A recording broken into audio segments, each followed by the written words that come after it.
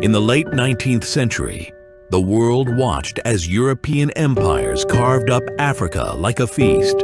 Some took gold, others took land, but one man took everything. His name was Leopold II, the King of Belgium. History would remember him not as a ruler, but as a butcher. His crime? The systematic slaughter of over 10 million Congolese, a horror so vast it would take decades for the world to grasp. But like all monsters, he did not begin as one. In the 1880s, Leopold had a problem. Belgium was small, insignificant in the grand game of colonization. Britain and France had lands stretching across continents. Leopold had ambition, but no empire. Then came Henry Morton Stanley, an explorer who returned from the Congo with a report. This land is rich, untamed, and free for the taking. Leopold saw his opportunity, but conquest required a mask. He could not say he was looting Africa for its rubber, ivory, and labor. That would be barbaric. Instead, he called it a humanitarian mission. His claim: he would civilize the savages and bring Christianity to the heart of Africa. A noble mission, he said. The world believed him.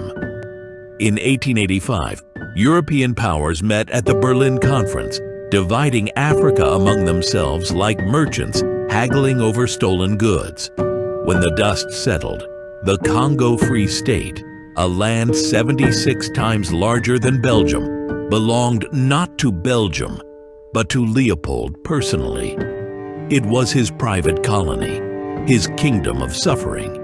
He wasted no time. He carved the land into plantations and formed the Force Publique, an army designed to enforce his rule. They had one job: extract rubber and ivory at all costs. And the cost was human life. The Congo was rich in wild rubber, a material so valuable it fueled the Second Industrial Revolution. Every tree bled wealth, but it required labor. Leopold had a solution: slave labor. Congolese men were forced to march for miles, tapping rubber from trees under the threat of death. Their quotas were impossible to meet, and failure had consequences.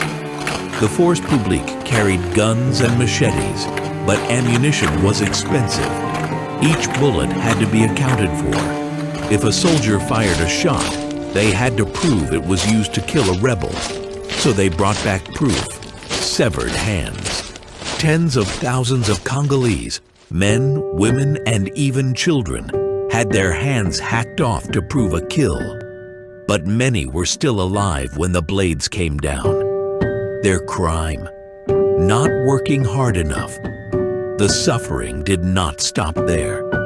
Villages were burned, children starved, women were taken as hostages, sex slaves, or bargaining chips, used to force their husbands into labor. Some tried to resist, escaping into the jungles, but hunger would drive them back, and when they returned, punishment was worse than death. Over 23 years, an estimated 10 million Congolese perished under Leopold's rule, half of the population erased. For years, Leopold kept his crimes hidden behind a curtain of propaganda. He bribed newspapers, silenced critics, and convinced the world he was a benevolent king. But secrets do not stay buried forever.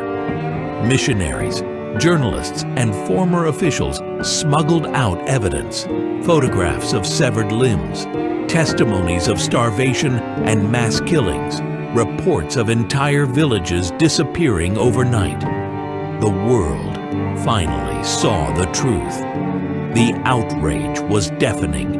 Protests erupted. Investigations followed. Leopold had no choice but to surrender the Congo to Belgium in 1908. But his punishment? Nothing. He lived out his days in luxury, dying peacefully in his bed in 1909. His crimes are often forgotten. His statues still stand in Belgium. His wealth still flows through its cities. But in the Congo, his name is spoken like a curse. History calls him a king, but the Congo knows him as something else.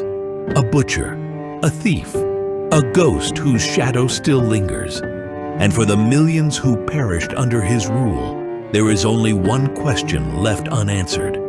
How many more will history forget?